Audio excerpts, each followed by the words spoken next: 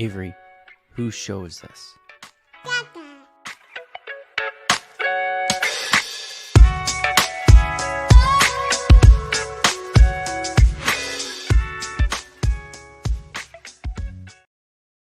And we're live. Welcome everybody here to the Lakers Lowdown Podcast. I'm Anthony Irwin, and today on the show, I am Anthony Irwin, senior Lakers insider for ClutchPoints, and I'm still getting used to that combination of words for some reason. But today on the show, we're going to be talking about the season that's about to tip off. Speaking of ClutchPoints, I just about an hour or so ago submitted my latest piece for them that should be dropping tomorrow morning sometime. And in it, I asked 5 questions that the Lakers have to answer. And the way that those questions go over the course of the season, that will kind of decide how this season goes. So in this episode, I'm going to be offering up those 5 questions. I don't want to give too much away from the piece because my employers would not be thrilled about that. And I want you guys to read the piece. But what I'm going to be doing is, offering up those questions, explaining the questions, and then offering up potential answers over the course of the season to those questions. So, and then on the back end of the show, I will be previewing the season opener tomorrow night or tonight. If you guys are listening to this in podcast form, I will be previewing that game between the Lakers and Anthony Edwards and the Minnesota Timberwolves. So a real fun show tipping off this great season. I know I told y'all that we were going to have Harrison on this episode. It's his wife's birthday. He was still trying to come on. Like, he was still saying, no, it's fine. I'll be fine. I won't be able to come on the next couple of days anyway. So let's go ahead and just go. And I'm like, dude, you don't want to do that, Harrison. Just take this one off and I'll talk to you again on Thursday. And finally, I was able to convince him to do that. So Mia, if you're enjoying your time on this fine Monday evening with your husband on your birthday, you have me to thank. You're welcome. So with all of that out of the way, and a quick reminder to please hit that subscribe button. If you guys are watching live right now on YouTube, it's right there. You can see it right there. You see it? Also, if you're watching on Twitter, head on over to youtube.com/@LakersLounge, where you could find the show there and subscribe there. And then if you guys are listening in the morning in podcast form, please hit that subscribe button wherever it is that you get your podcasts. Leave those 5-star reviews, leave those 5-star review questions, and then also tell your friends about the show. Tell your friends that you love the show. Tell your enemies that you hate it. All right, let's dive on in. So I don't know. I don't remember, honestly, the exact order on this one. I think I do. We'll see if I get this right. So the first question that I have for the Lakers this year is whether LeBron and AD will remain an absolutely elite duo, because whether or not they are able to do that, whether they both play as much as they played last year, whether Anthony Davis replicates, or, JJ seems to think that he might even get better than he was last year. If that happens, then obviously we might be looking at a different season. And then for LeBron, right? Can he continue to hold off father time in the same way that, like, an older sibling holds a younger sibling by the face to make sure that the younger sibling can't punch them? If those things go in the Lakers' favor here, and honestly, I'm fairly optimistic about that. Like, maybe they play a couple fewer games, but maybe Anthony Davis is a little bit better version of himself consistently over the course of the season, or JJ kind of unlocks something with LeBron by getting him downhill as a key focus of the offensive system that he's going to be running. If the Lakers get a good season from LeBron and a good season from Anthony Davis, they're going to be probably fine. At the very least, they will probably be fine. Um, Fine isn't quite good enough, in my opinion. Like I talked about last night, I don't love the idea of like hoping for a fine season. I would like to set that bar a little bit higher.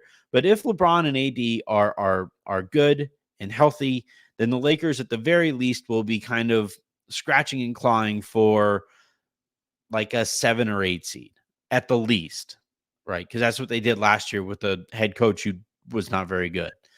Um, if obviously LeBron and AD miss any time, then they're screwed. The Lakers are absolutely screwed, and specifically AD. If AD misses significant time this season, it is the Atlanta Hawks just benefit to the extent of an unprotected first round pick. Um, Now you're probably saying, because I get this a lot on Twitter, well, if any team loses their star, they're going to be screwed. And while that isn't untrue, I think it's specifically more true of the Lakers because like we saw what it looked like when the guys at the end of the bench went up against NBA players in that final preseason game. That was ugly, right? 58-point drubbing. And you know, there are guys that were out there who are on NBA contracts, right? You had Jalen Hood-Schifino out there. You had Bronny James out there. You had Maxwell Lewis out there. Those guys are on NBA deals. And if the Lakers have, one or two too many injuries, and especially to their main guys in LeBron and AD, now you're talking about potentially needing to play those guys or hoping to rely on Christian Koloko. Um, and you're screwed. The season's over. And you try to hit sim to end of season. But look, I think I'm optimistic. I'm never worried going into a season about LeBron and AD. I'm never like this is the thing that drives me crazy when I see fans say like, "Oh, just be done with the LeBron era. Just move on. LeBron's a headache. He forced his son onto the." No, like that last part isn't untrue, but like still, you have to trust the people who are still good or elite at their jobs. The only people in the Lakers organization that you can say is objectively elite, LeBron James, Anthony Davis. Everybody else affiliated with the Lakers, not elite. Not everybody else, like who are doing their jobs, like, front office, not really good.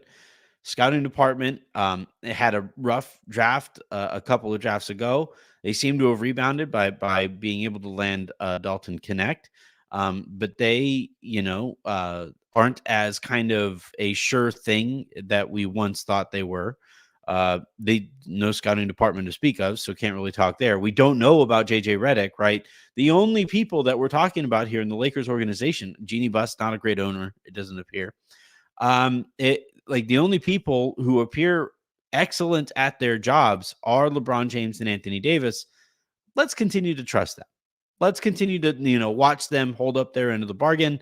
And I think this year will be yet another year that they're able to do so. The next one here is the next question here for the Lakers, I believe, again. Oh, no, I think it's this one. I think it's about LeBron's patience. And, the question I have is one of my favorite moments from the first year that LeBron was a Laker. Allie Clifton was in her first year with Spectrum Sportsnet. Came over from, I think, Fox Sports Net or something like that, Ohio, and came over to LA, when LeBron also came over here. And she was on the panel at Media Day and asked LeBron, because I think somebody asked LeBron, like, how excited are you to get to play with like this young core? And LeBron said something to the tune of like, uh, I'm a patient man, or I can be a very patient man if I really, really want to be. And Allie just started laughing. And it was really funny to see somebody like call LeBron on bullshit. I don't think that happens very often, but I don't think Allie could help herself. And that, by the way, was when I knew that Allie was going to be very good at this. And lo and behold, here she is. Um, but Allie laughed, and then LeBron kind of looked at her and gave that look like, "What the hell? I was, I was on a roll." And Allie's like, "No, you're not. You're not patient. Like that. If there's anything that you are or are not, it is patient." And it's interesting to hear LeBron kind of talk about this season, in a very kind of zen state, kind of smelling the roses, looking around him and enjoying the moment because he doesn't know how much longer he'll be able to play. And it's he says he's going to really enjoy the moments that he has out there with his son, or the moments that he has in the gym with his son, and the moments that he has with the guys and all of that stuff, and the various friendships that he has around the league, that he's going to enjoy all of that because he just doesn't know how long he has in this league. And again, I just don't think LeBron is a very patient dude. And all of that sounds great if you're like, trying to convince yourself that you're more okay with the fact that the Lakers are once again appear to be heading towards mediocrity, with you again treating Father Time like a younger sibling. And I do kind of wonder, how long he'll actually be willing to, stick with those talking points and stick with that messaging of, I'm just enjoying life out here, guys. Yeah, I'm just loving life out here. Because again, I just don't think he's a very patient guy. And that in that moment, Ali told everybody that he is not a very patient guy. I think if LeBron is putting all of the work that he's putting in to continue to be an elite basketball player at the age of 40, then I don't think he's going to continue to just be patient with the Lakers kind of looking mediocre. And if they lose often enough, and they do so, with a roster that everybody knew coming into the year was questionable, and now is even more questionable because of the injuries, and the Lakers didn't do anything to address even those injuries. If the season starts poorly, I do kind of wonder if we finally get LeBron take a couple shots and be like, Rob knew, you know, we knew we got knocked out in the first round last year. We got swept the previous year, albeit in the Western Conference Finals, but we got swept a couple of years ago. We knew that this team needed to be improved and wasn't. Um, so of course we're struggling at this point. And LeBron is very kind of passive aggressive. I think it got him in trouble the year with Russell Westbrook, where he was kind of hoping that some of those things would kind of take care of themselves. Obviously, they didn't, and the Lakers only got better when Russell Westbrook was no longer in the organization. So it's not quite LeBron's style to call things that way, but again, he's looking at his NBA mortality. He's looking at the end of the line here. And I don't think he wants to go out sad. I don't think he wants to spend the last couple of years playing, frankly, miraculous basketball and doing everything that he has done to remain healthy and remain productive at this stage of his life. I don't think he wants to do all of that for a team that's just kind of running out the clock with him in the organization.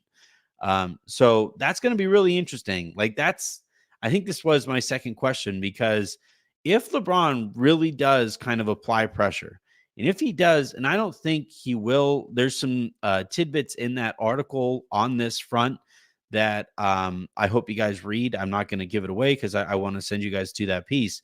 But I think there's some reasons why he's been a little extra patient with the Lakers to this point. But this would be, year what? They traded for Russell Westbrook in the summer of 21, 22 or so. This is going on like 3-ish years of being mostly mediocre, like like just not being title relevant. They were in the Western Conference Finals, but they got swept and spent the majority of that year not being title relevant. So like this is by far the longest LeBron has ever spent out of the championship window, on the outside looking in at that conversation. And if he kind of looks ahead and sees the last 2 years of his career are going in that same direction, I do kind of wonder if this is finally the season where he goes like, okay, enough. We got to get our shit together. Rob, can you do something? You didn't do anything at the deadline. You didn't do anything in the offseason. Can we do something here this deadline? What are we doing? Like, stop taking me for granted. And frankly,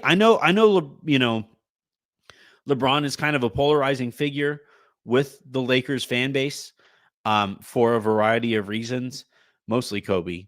But I like fans should be hoping that he puts his foot down. Fans should be hoping that he, calls BS on the way that the Lakers are operating, and I'll talk about this in a little bit, where it appears Rob is really, really nervous to make that final decision, that if it goes poorly, that final, personnel move, that if it goes poorly, he's out of a job. If the Lakers continue to be paralyzed by Rob's clinging on to his job, then I do kind of wonder if LeBron kind of looks at the whole situation and says, all right, come on. We've all been saying it. All right, I believe the next one here is JJ Redick. The question is, JJ Redick, will JJ figure this out on the fly, as a first-time coach? Again, I've been told by people throughout the league that he has put on display some characteristics that make it look like he, will be able to figure it out. But if I also said in that same piece that I wrote for ClutchPoints that there are some questions about the coaching staff around him and the position that the Lakers have put JJ, whether or not he'll be able to succeed in it. And a lot's hanging on the fact of or on the outcome of how JJ does in this first year. If JJ is good, and I think he can be, if he's good by rookie standards, the Lakers should be fine. The Lakers need him to be better than good by rookie standards. Like, they probably need him to be objectively good, by NBA standards, for them to take another step forward coming off of Darvin Ham's kind of disastrous second season. So if JJ is good as an NBA coach in that first year, one, it would be pretty crazy, be pretty unfound, that has not happened very often. But two, if it does happen, then again, we're looking at raising the floor and raising that ceiling. And if LeBron and AD kind of on their own give you a floor of, 7, 8 seed, 9 or 10 seed at worst, depending on their health and all that stuff. And then if JJ is also good, that raises that up, right? Instead of 7, 8, 9, 10, maybe it's 5, 6, 7, 8, or 6, 7, 8 in that kind of range. And ideally, that's where the Lakers would, at least to set, the bar of expectations for the regular season is in that range. And this is something that, like, I've been hoping for with the Lakers organization, as in terms of, like, what are our internal goals? What is a successful season? All of this championship or bust shit's bullshit. I'm like it. It's talking points. It's a slogan you hang on your wall, but it's no way to run an organization. You have to outline what is a successful season this year for JJ Redick, for Rob Pelinka, for LeBron, for AD, for Dalton Connect, for Max Christie, and so on and so forth, for Austin Reeves. And you need to, outline what success is, and try to figure out, all right, if they're coming in a little bit below success, how do we raise them to above it? if they are coming in, if they're ahead of schedule, if somebody is ahead of schedule on what they define as success, how can we keep that pushing so that keeps on going in the right direction and it doesn't regress back to below expectations? In this, by the way, I think is something that JJ is probably very good at. He's a great communicator. He does have the bigger picture in mind. I've been very impressed with that stuff. But it's going to be really interesting to watch. It's a top 3 storyline to me, because basically the Lakers bet on Redick being better than Darvin Ham, and that being the extent of the organizational improvements from last year to this year. And, seeing as last year they were a first round exit and were a gentleman sweep in that first round, and seeing as the expectations, according to the Lakers, is championship or bust, well, then you can't enter every season with just being willing to bust, because it's cowardice, right? If you keep on saying it's championship or bust, or it's championship, it's bust, it's this or it's that, but then you never actually strive for that championship, then you're just setting such a low bar for everybody to operate that nobody ever gets held accountable. And that's, I think, what we've kind of started watching here on the back end of Rob Pelinka's tenure, and it needs to change. The next one here in the questions that I have is the D'Angelo Austin situation. Um, I I've spoken to plenty of people around the league, close to the Lakers, and I think everybody is willing to admit that D'Angelo Russell and Austin Reeves as a backcourt, as a starting backcourt, is fine to good in the regular season, but fine to poor, or poor to not tenable in the postseason. And that's where it's difficult, right? Because the Lakers have to succeed in the regular season to get to the postseason. So it becomes important that you have that backcourt that's able to eat innings for you and able to produce enough offensively for you so that you can get to the postseason. But you also, though, need them to take that extra step forward beyond that in the postseason so that you could do some meaningful winning there. And that's where, D'Lo and Austin keep coming up short.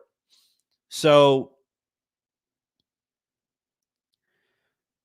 the question here is, how do the Lakers handle that? Is JJ Redick able to find, is he able to unlock them so that they are better in the postseason? Do they finally get split up and you have one of D'Lo or Austin starting next to Max, and then the other one coming off of the bench next to Dalton? And by splitting them up or by staggering them or whatever, you have one extra secondary, or in the case of D'Lo, primary creator on the court almost at all times. And then you have more athleticism, you have more size, next to that player at the shooting guard spot. And then you have, if Rui and if Vando ever get healthy, then there's your small forward group with some sprinkling in of LeBron, because if Christian Wood gets healthy, then you can sometimes have Wood, AD, LeBron, and then Max and Austin out there, and that'd be an interesting lineup. But, my point here is that, is that on the table? Have the Lakers, grown so understanding of this situation that they're willing to try even that, knowing that moving Austin or moving D'Lo, I don't think you lose Austin by moving him to the bench. I think you'd be pretty pissed. I think, he came into the season being told by the organization that, we're, get ready to take that leap. You better be ready this season. We have all of this in mind for you. All right. Yeah. A month in, you're going down there to the bench. Even if, by the way, going to the bench means more opportunity on ball, but I still think he would handle it professionally. I think he would be okay with that. D'Lo is another question, right? Because D'Lo has spent basically the last year and some change on the trade market. He has he's been benched, he's been brought back, he's been blamed for postseason issues, he's probably had a pretty tough time for some stretches as a Los Angeles Laker. And you kind of look at him now, and I think he's kind of looking at the situation with one foot out the door anyway. Hell, when he signed his contract, he agreed basically to waive his no trade clause at the time of signing his contract. That's pretty unheard of. That does not happen very often, if it's ever happened before. So, if you move D'Lo to the bench, one, it becomes on Austin, or not Austin, JJ, to communicate what they're thinking here, why they're doing it, and get D'Lo to buy into that role. By the way, if D'Lo buys into that role, I honestly I know that I have my biases here because I have a vested interest in what's best for the Lakers, but I legitimately feel like this is what's best for D'Angelo Russell. And then hear me out. If you think of it this way, D'Lo as a starter, good regular season starter, bad postseason starter. And there are going to be teams that might look for a good regular season starter that doesn't really care about the postseason because they probably won't get there anyway. But normally, those types of teams have a young point guard that they are willing to let take their lumps during a season where they don't have interest in the postseason anyway. That means that, even for teams that D'Lo could go to and not have crazy expectations, those options are somewhat limited. And then for the other side of the equation here, it's kind of a non-starter. If you have interest in succeeding in the postseason, you can't start D'Angelo Russell and rely on him, because eventually he's going to turn back into a pumpkin, and you're going to be out a starter in the postseason at some point. Maybe this year is the year that he figures it out and is actually a playoff performer, but it's hard to gamble on that if you're giving up assets for that player. So if you're D'Angelo Russell, and yes, you've been a starter your entire career, your entire life probably, you're a former number 2 overall pick, all of that stuff, try coming off the bench. Try it. Run a second unit. Go out there and just fire away to your heart's consent. Win 6 Man of the Year. Screw it. Why not, right? To take from Russell Westbrook's slogan. Give it a go.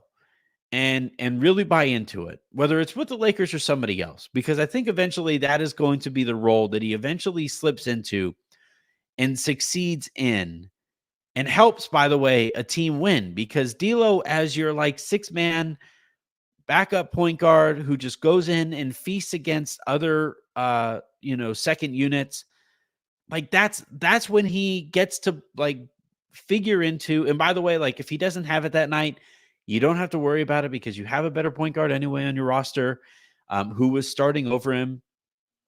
And that's how D'Lo lands on a winning team. And maybe it happens later in his career. Maybe it never happens.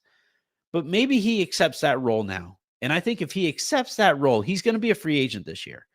If he accepts that role, really, truly buys into it, and succeeds in that role, then you might be looking at a much more established payday at the end of this season for D'Angelo Russell. Whereas we saw what his market was last year, where it was basically the Lakers negotiating against themselves to keep him. And they were essentially able to go to him with a number. They gave him 2 options. You could take the 1-and-1 that you signed that he wound up signing, or you can take a single year contract for a little bit more for that 1 year.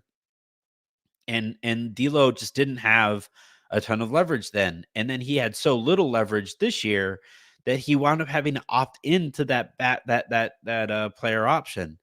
So obviously the market is going in a certain way. And one of the things that Aaron and I used to talk about a lot is how players and teams and various other league personnel, sometimes you just have to, and everybody else, right? Sometimes you just have to listen when the world tells you what your spot is. When you go to, the highest rung on that ladder that you can climb to, You gotta be realistic about it and figure out where your life stands if you stay at that rung, or you figure out how to succeed at that height so that like you can establish yourself as like, okay, this is where I'm going to be from here on out. And I think this is truly where D'Lo, whether it's this year or some year in the near future, this is where D'Lo is eventually going to have to reside.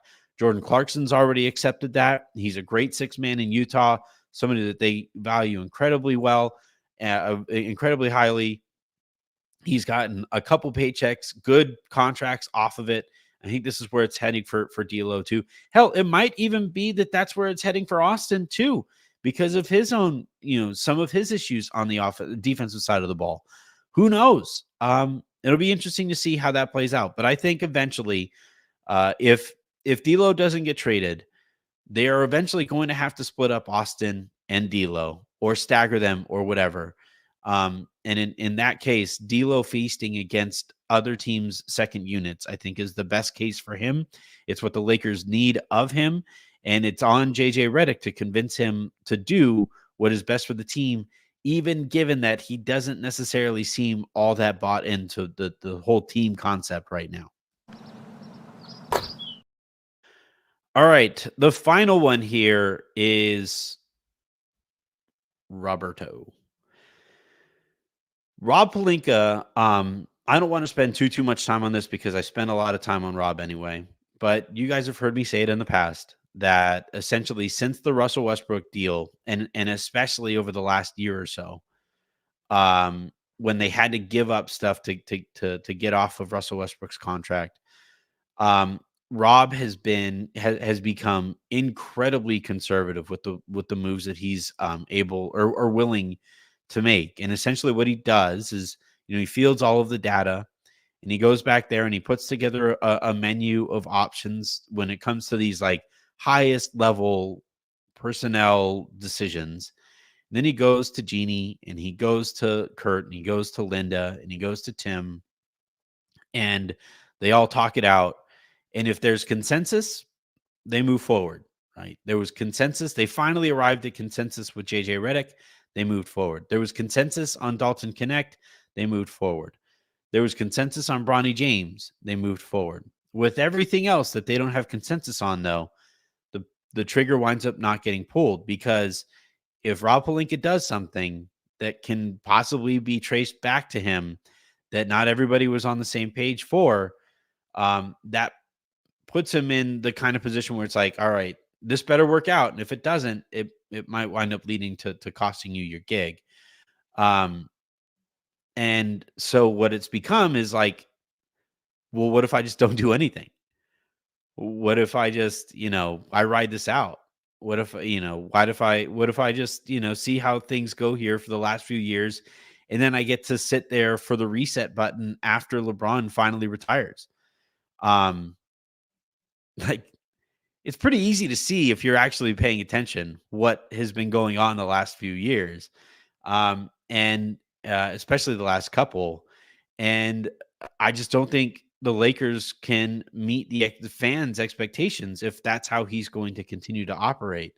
So, and he said at the press conference, it's all this focus on development, and it's all this focus on the future, and it's all this focus on that.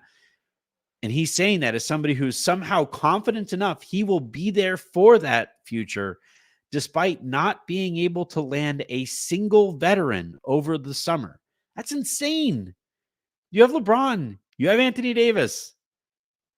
Like, your job is to win now. Get to the future when you get to the future. But your job is to maximize that window. And it doesn't appear like he's all that interested in doing it. And I think what it winds up being is that, like, he knows that Jeannie probably isn't going to fire him unless he makes that one decision that doesn't quite work out the way that it needs to, and she has no other choice. So instead, I'm just not going to make it. I'm just going to sit here, ride this out, and be ready to go for the rebuild. And got to be honest, that's not what's best for the Lakers right now. So is this finally the year that Rob pushes some chips into the middle of the table, with his extension coming up, by the way, he has this year on his deal and he has next year, and that's it. So this year, the outcome of this season is going to dictate whether or not he gets an extension at the end of it, or if he has to go into the final year of his contract as a lame duck executive. It's going to be interesting. The Lakers kind of told us how they feel about all of this, right? When they extended Rob after winning a championship, so much fanfare. We have extended the guy who won you that championship. And then the next time he got an extension, the one that he's currently on, it was like leaked out, very subtly as a Friday. I think it was like a Friday or a Saturday night news dump, and it was like, yeah, Rob signed an extension. That indicates, right, that there's some awareness there of how the fans would respond to that, because that was coming on the heels of the Russell Westbrook trade. This time, if he gets an extension this season without the Lakers actually getting better, fans are going to revolt. We've seen them literally hold protests at Staples Center. It would happen again if he got extended. Without the team making improvements. So it's going to be interesting to watch this season, and whether or not he pulls the trigger and whether or not that works out, that is kind of the final thing. That's the final big question as to what kind of season the Lakers might be in store for. All right, let's wrap with a quick preview of this game against the Minnesota Timberwolves. Obviously, the Wolves. I hope you guys check out the conversation I had with John Krasinski, who covers the Wolves and covers Minnesota sports for The Athletic. Love John. It was a great conversation. Kind of pushed him on a couple questions there, but we had a great time talking about him. Obviously, the Wolves made that Karl Anthony Towns trade. They bring back Julius Randle. They bring back Dante DiVincenzo. And, they're obviously a different team now than they were the last time the Lakers saw them. If you're going to face a team like that, you want to face them early while they're still kind of on that learning curve. You're getting you're getting them at home. Not having Vanderbilt doesn't, kind of hurts, because you would like to be able to put him on Anthony Edwards. This is going to be a big Max Christie game, I think. It'll be a big Rui game. It'll be a big AD game because, he needs to be able to body up against Gobert and take advantage of him as best he can. It's going to be a fun one. I'm really curious. We never got a full dress rehearsal from the Lakers, because the game that we were supposed to get, that LeBron didn't play. And then, obviously we never really got to look at it. So it'll be interesting to see how everybody handles a game now that you got to win, that you got to go out there and win. Apparently Ken Griffey Jr. and apparently Ken Griffey Sr. are going to be there, which kind of gives away the secret that Bronny is probably going to be out there for at least a little bit. I would imagine like the very last minute of the second quarter, and then we don't see him again, just so that you get the moment with him and LeBron, and then you can go back to focusing on baseball. I hope that that's what it is. If he gets like an actual stint, let alone two, then we have problems. But if it's like a minute at the very end of the first half, or a minute at the very end of the first quarter, where you get the ovation and then he goes back to the bench and we don't see him again, fine, cool moment. We can refocus on the basketball. But that's kind of how I think that's hopefully going to play out.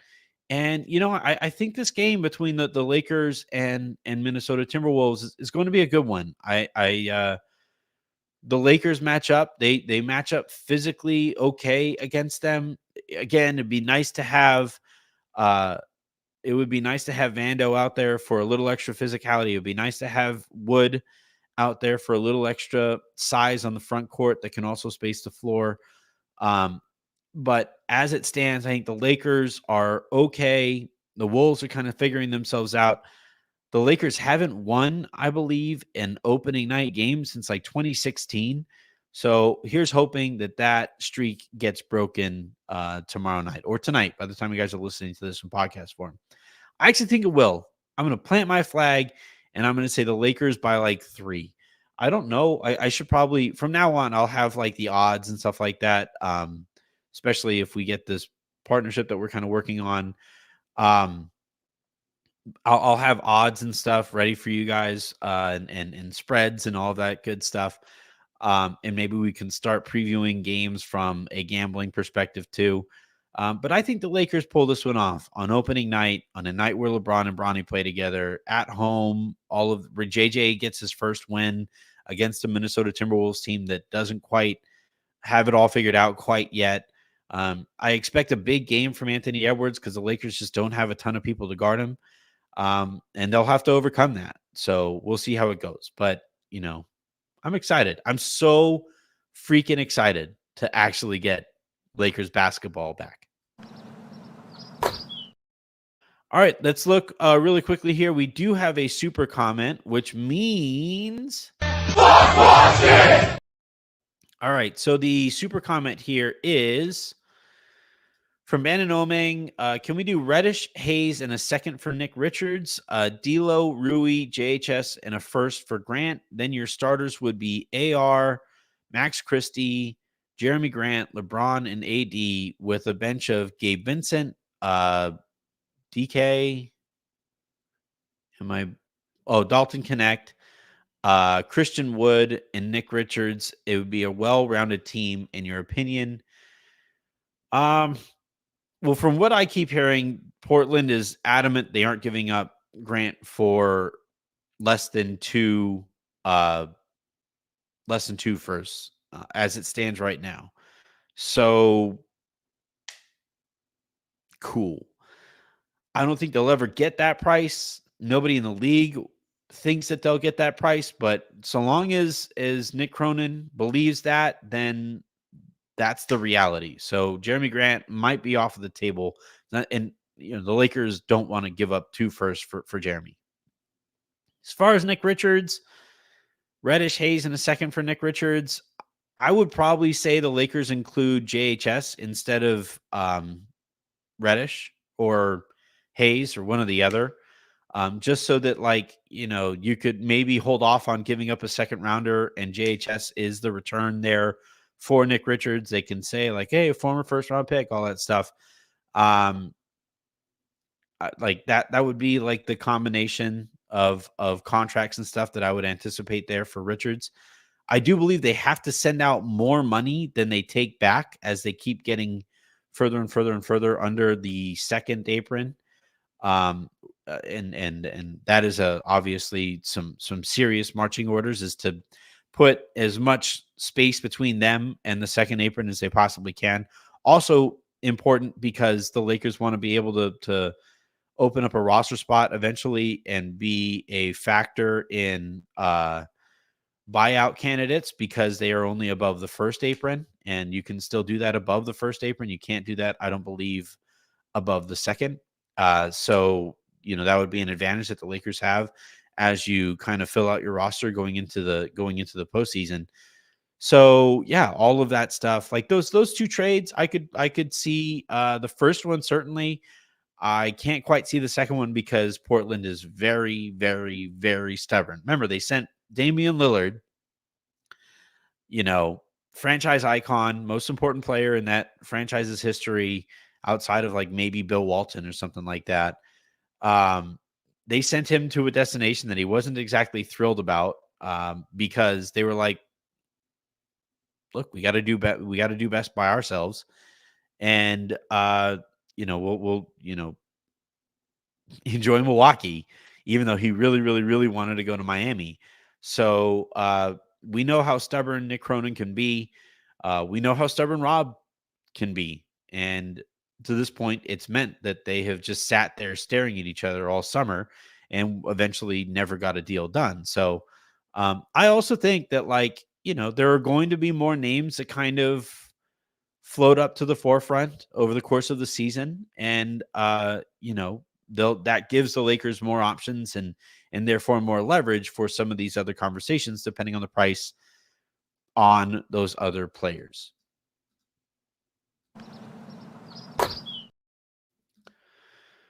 All right.